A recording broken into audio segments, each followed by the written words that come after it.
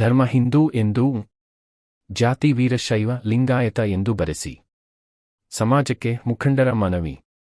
ನಡೆಯಲಿರುವ ಜಾತಿಗಣತಿ ಸಂದರ್ಭದಲ್ಲಿ ಧರ್ಮದ ಕಾಲಮಿನಲ್ಲಿ ಹಿಂದೂ ಎಂದು, ಜಾತಿ ಕಾಲಂನಲ್ಲಿ ವೀರಶೈವ ಲಿಂಗಾಯತ ಎಂದೇ ಬರೆಸಿ, ಉಪಜಾತಿಯಲ್ಲಿ ನಿಮ್ಮ ಉಪಜಾತಿ ಬರೆಯಿಸಿರಿ ಎಂದು ಬಳ್ಳಾರಿ ವೀರಶೈವ ಲಿಂಗಾಯತ ಮುಖಂಡರು ತಮ್ಮ ಸಮಾಜಕ್ಕೆ ಮನವಿ ಮಾಡಿದರು.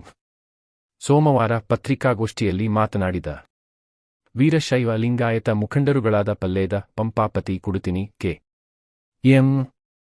ಮಹೇಶ್ವರಸ್ವಾಮಿ, ಗೋನಾಳ್ ರಾಜಶೇಖರ ಗೌಡ, ದರೂರು ಪುರುಷೋತ್ತಮ ಗೌಡ, ಎಚ್. ಕೆ. ಗೌರಿಶಂಕರ್ ಕೆಲವರು ಗೊಂದಲದ ಹೇಳಿಕೆ ಮೂಡಿಸಿದ್ದಾರೆ. ಅದಕ್ಕೆ ನಮ್ಮ ಸಮುದಾಯದ ಜನತೆ ಕಿವಿಕೊಡದೆ ಧರ್ಮದ ಕಾಲಂನಲ್ಲಿ ಹಿಂದೂ ಎಂದು ಬರೆಸಿ, ಜಾತಿಯಲ್ಲಿ ವೀರಶೈವ ಲಿಂಗಾಯತ ಎಂದೇ ಬರೆಸಿ ಎಂದು ತಿಳಿಸಿದರು.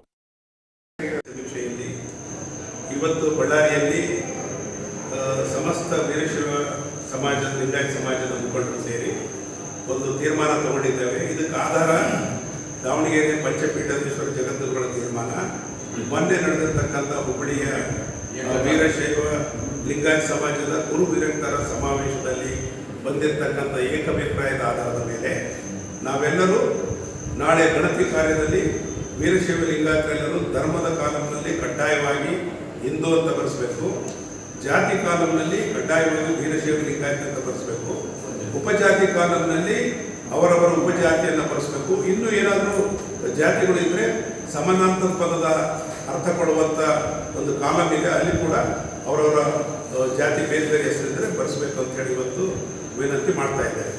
ಇವತ್ತು ವೀರಶೈವ ಲಿಂಗಾಯತ ಧರ್ಮ ಬೇರೆ, ಲಿಂಗ ಧರ್ಮ ಬೇಡ ಅಂತೇಳಿ ಎರಡು ಅಭಿಪ್ರಾಯಗಳು ಬಂದಿರೋದ್ರಿಂದ ಇವತ್ತು ರಾಜ್ಯ ಸರ್ಕಾರ ಬರೀ ಸಾಮಾಜಿಕ ಮತ್ತು ಶೈಕ್ಷಣಿಕ ಗಣತಿ ಮಾಡ್ತಾ ಇರೋದ್ರಿಂದ ಧರ್ಮಕ್ಕಿಲ್ಲಿ ಅವರು ಧರ್ಮದ ಬಗ್ಗೆ ತೀರ್ಮಾನ ತಗೊಳ್ಳೋ ಅಧಿಕಾರ ರಾಜ್ಯ ಸರ್ಕಾರಕ್ಕಿಲ್ಲ.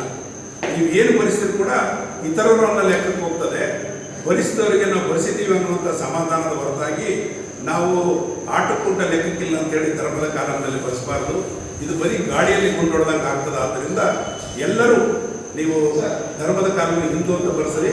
ಮುಂಬರುವಂಥ ವರ್ಷ 2026ರಲ್ಲಿ ಕೇಂದ್ರ ಸರ್ಕಾರದ ಗಣತಿ ಕಾರ್ಯ, ಅದು ಜನಗಣತಿ ಮತ್ತು ಜಾತಿ ಗಣತಿ ಆಗ್ತಾ ಇರೋದ್ರಿಂದ ಅದಕ್ಕೂ ಪೂರ್ವದಲ್ಲಿ ಸರ್ಕಾರಕ್ಕೆ ಒಂದು ನಿಯೋಗ ತಗೊಂಡೋಗಿ ಇಡೀ ವೀರಶೈವ ಲಿಂಗಾಯತರ ಒಗ್ಗಟ್ಟಾಗಿ ಅಲ್ಲಿ ಧರ್ಮದ ಕಾಲದಲ್ಲಿ ವೀರಶೈವ ಲಿಂಗಾಯತ ಅಂತ ಬರೆಸಿದ್ರೆ ಅನುಕೂಲ ಆಗ್ತದೆ.